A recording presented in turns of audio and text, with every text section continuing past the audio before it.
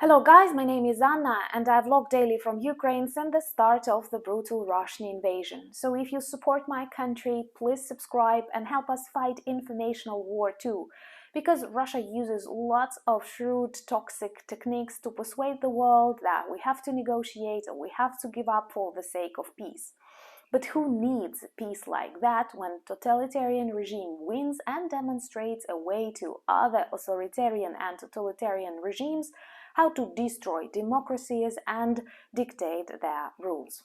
So do subscribe and hit the bell if you want to receive the updates. And my today's video might be a bit unusual because typically I try to inform you about the tactics that Russian government and Russian propaganda uses to deceive your governments, your societies. I'm asking for your support and try to demonstrate you all of these dangers. But today I want to introduce you to the propaganda tactics that Russia uses inside Ukraine or around Ukraine to persuade us that we are losing either the war or the support of our Western allies or possibly both.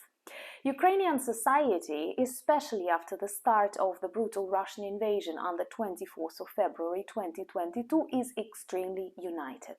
So you don't have to be afraid that at this moment of time we can believe them or we will start negotiating, giving up our independence and laying the path for future Russian invasions. Because once again, if Russia is not stopped in Ukraine, it will continue. And in all of his speeches, Putin says he is fighting with the West. Believe him, he does. I also did not believe full-scale war is possible, but now, a year and 7 months of war is something I live in. So if he says that he hates West, he sees lots of the territories that belong to Ruski Mir, he will continue. But I'm sure together we will stop him. Subscribe if you want to see Russia defeat. So, what are the messages that they spread? Not directly, of course, we don't read Russian newspapers, we don't watch Russian news, this is very toxic, but they try to send these messages via various EU, American media in the mouths of some people, politicians, opinion leaders. And of course, they are not saying typical Russian propaganda, they adjust it to the realities and problems that the world faces at the moment. A bad precedent. In 2008, one of the most dangerous and vivid crimes was committed by Russia. They invaded an independent state of Georgia that was pro-European, wanted to forget about its totalitarian past.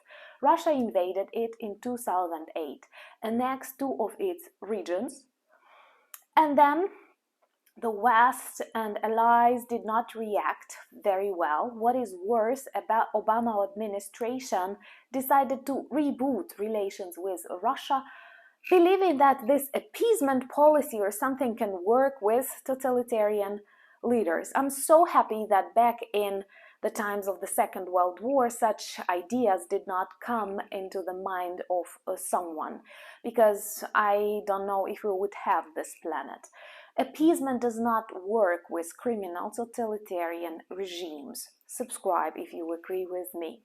And Georgia saw it as a betrayal. Russia funded many of pro-Russian politicians, and now we have pro-Russian Georgian government. The people of Georgia still support Ukraine. The people of Georgia oppose lots of Russian mobilization refugees, but the government makes decisions that support Russia, that help Russia avoid sanctions and other stuff. And now, shrewd Russian propaganda technologists try to persuade Ukraine that sooner or later West will be tired from supporting us and we will end up as Georgia. They will cause a political crisis, people are hungry, people are tired, people are dying, and there is no other choice but negotiate with terrorists.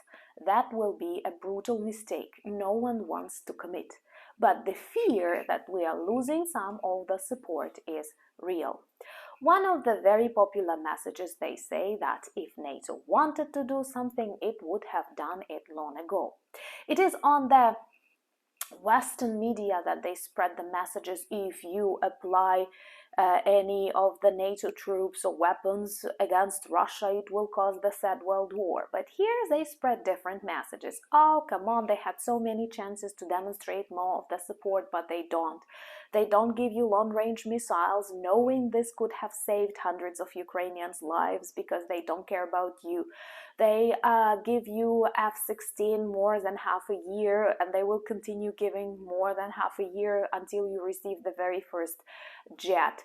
They are giving you old weapons and tanks, and to some extent, sometimes it may be true, there were lots of things that Ukraine had to return because these were unrepairable things. And to many countries use it as an opportunity also to get rid of junk metal, not something super popular. But of course, it's always good. Any support is valuable, and especially the one that helps us stop Russian orcs. But they constantly remind us about that. Oh, it was so easy to protect Kyiv against missiles last autumn, but nobody cared.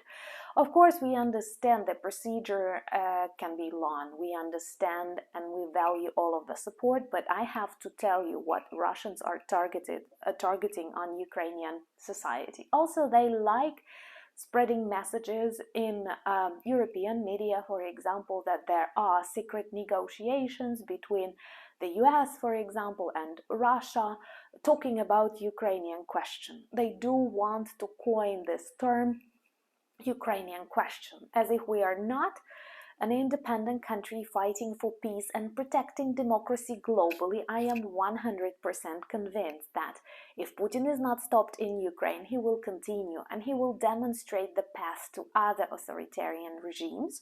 But they are trying to spread this message that there are negotiations behind Ukraine's back, and people are trying to solve the questions because people want to continue trading with Russia. People are afraid of Russian collapse, and as a result, no one will let you Ukrainians fully win. This is a dangerous message that does have some arguments to support it. Inside Ukraine, we often feel that we are helped to survive, but we are not let to win in this war. We are not let to target Russia, for example. Imagine that back in Nazi times, allies were not allowed to target Germany. Sometimes it is impossible to win the war without aggressive actions taking place on the side of the aggressor.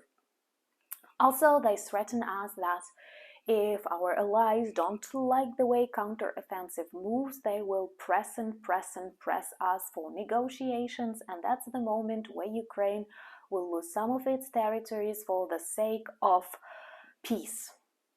And what is worse, such phrase was repeated by the spokesperson of NATO, of the head of NATO. We may say it's a slip of the tongue, it's a mistake, but who knows, maybe that's a Russia-funded and Russia-supported tactics to start talking about Ukraine giving up some territories for the sake of peace and potential future entering of NATO. But who needs NATO like that if you have to give up your territories and forgive genocide on your land, giving once again the illustration that you can do it to any other country in the world simply using your power and simply using terrorism techniques. Another thing that Russia often spreads in global media is that the world needs strong Russia because then China will go stronger. But who told you that Russia is your ally in a fight against future problems with China? Definitely it is not the case. Russia is the worst ally one can think of. Ask Armenia. And of course, there are lots of things that they use to shake that society. Ukrainians are extremely united. We are very grateful for all the support, skills and weapons and money that we receive from your countries. But this is not, as Elon Musk says, asking for money. This is the investment and resources that help us, sacrificing lives, houses and future to some extent, helps us stop brutal Russian invasion against all the democratic civilizational values that many of us share. But we are often tired, we are often frightened, we go through very difficult things, and I'm asking for understanding and support. And please remember that Russia does everything to make Ukraine fall and then to continue its toxic invasion of prior republics, Soviet republics of this monster, and then possibly shaking your democracies and ruining your world order. This is a psychological war, and we have to remain strong and united. Don't let elections, don't let pro-Russian messages, which they actually fake as pro-peace messages, deceive you. I know you understand me. Please subscribe and help share this information. It is vital for our victory. Thank you so much for buying me coffees and becoming my patrons. It's a privilege to get your support and to be able to continue working. Subscribe to my Instagram, Threads, Twitter. Watch our series of Soviet myths debunked and Russian crimes. The lists are available on the channel. Hope to see you on our live stream this Saturday, 9 p.m. Kyiv time, and introduce yourself to our beautiful merch collection dedicated to Halloween. All the links you need are below this video. But most importantly, thank you for standing with Ukraine. Slava Ukraini!